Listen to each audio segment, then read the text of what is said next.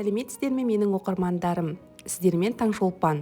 Бүгін біз сұйық десерт тағамы компоттың 3 түрлі жемістен дайындалуын көрсетемін. Бізге алма, алмұрт және кружовник деп аталатын осы 3 жемістен және де мен жарты банкымды, 10 банкымды лимон қышқылымен араластырып саламын.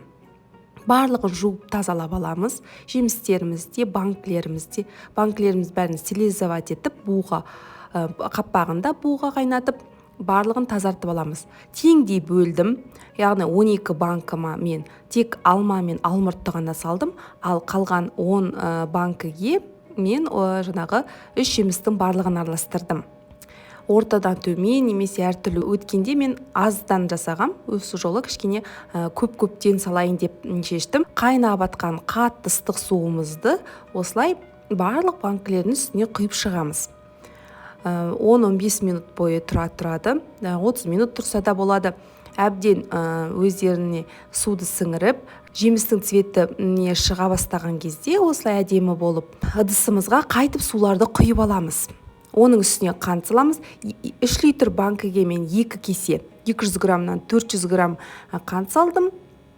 Өздеріңіз білесіздер, сіздер тәтті ұнатпасаңыздар, 1 кесе қоссаңыз да болады. Барлық банкілеріміз сақадай сай дайын тұр. Қайнаған жаңағы біздің сиропымызды қайтып осылардың үстіне құйып шығамыз. Ал лимон қышқылын мен жаңағы осы ыстық суды сиропымны құярдың алдында бір шай қасықтан салып шықтым. Барлығын бетін жауып, төңкеріп, үстін жауып бір күнге қойып қойдым. Яғни түнге қалдырдым.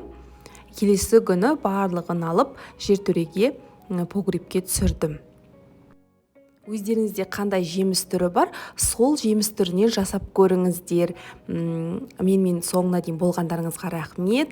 Сіздермен келесі видеода кездескенше сау саламатта болыңыздар.